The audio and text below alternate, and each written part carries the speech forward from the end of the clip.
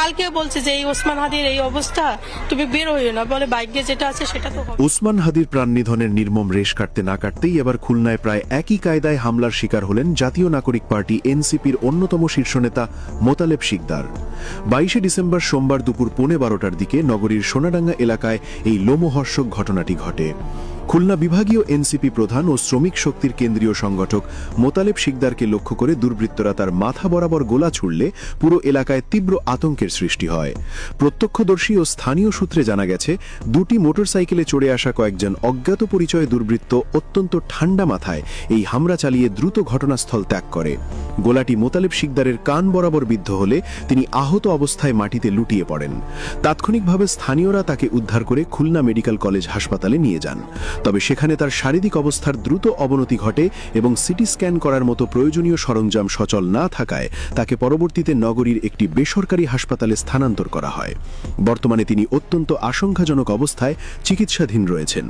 গোলাবিদ্ধ Motaleb Sikdar Sonadanga Shekhpara Pallimangal school এলাকার প্রয়াত মুসলিম শিকদারের ছেলে। তার বয়স 37 বছর। এই চাঞ্চল্যকর হামলার বিষয়ে খুলনা মেট্রোপলিটন পুলিশ কেএমপির deputy police commissioner Tajul Islam গণমাধ্যমকে এক রহস্যময় ইঙ্গিত দিয়েছেন। তিনি জানান, পুলিশের প্রাথমিক তদন্তে ধারণা করা হচ্ছে এটি অভ্যন্তরীণ কোনো কোন্দলের জেরে ঘটতে পারে। তিনি আরও জানান, ঘটনাস্থলের আশপাশে নেশাদ্রব্য এবং নারী ঘটিত বিভিন্ন অপরাধের প্রবণতা রয়েছে। পুলিশের একটি সূত্র দাবি করেছে, নগরীর আল আকসা মসজিদ সংলগ্ন একটি গলিতে এক দম্পতি পরিচয় দেওয়া নারীর ভাড়া বাসায় মোতালেব নিয়মিত যাতায়াত করতেন।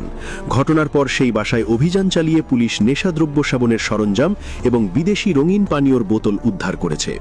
অন্যদিকে এনসিপির খুলনা জেলা শাখা এবং স্থানীয় বাসিন্দাদের একটি অংশ এই হামলার পেছনে ভিন্ন প্রেক্ষাপট দেখছেন।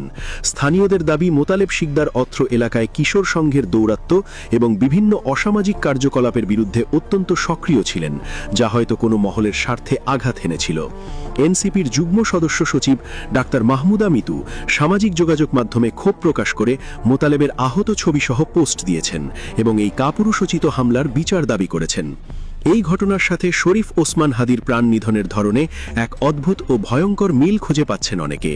গত 12 ডিসেম্বর রাজধানীর পুরানা পল্টনের বক্স কালভার্ট সড়কে চলন্ত মোটরসাইকেল থেকে একইভাবে ওসমান হাদিকে মাথায় গোলা করা হয়েছিল। হাদি ছিলেন ইনকিলাব মঞ্চের মুখপাত্র এবং ঢাকা 8 আসনের স্বতন্ত্র প্রার্থী। গুরুতর আহত অবস্থায় তাকে প্রথমে ঢাকা মেডিকেল এবং পরবর্তীতে এভার কেয়ার হাসপাতালে ভর্তি করা হয়। 15 ডিসেম্বর উন্নত চিকিৎসার জন্য তাকে এয়ার অ্যাম্বুলেন্সে সিঙ্গাপুরে নেওয়া হলেও শেষ রক্ষা হয়নি। 18 ডিসেম্বর সিঙ্গাপুরে চিকিৎসাধীন অবস্থায় তিনি শেষ নিঃশ্বাস ত্যাগ করেন। গত শুক্রবার তার নিথর দেহ দেশে আনা হয় এবং শনিবার বাদ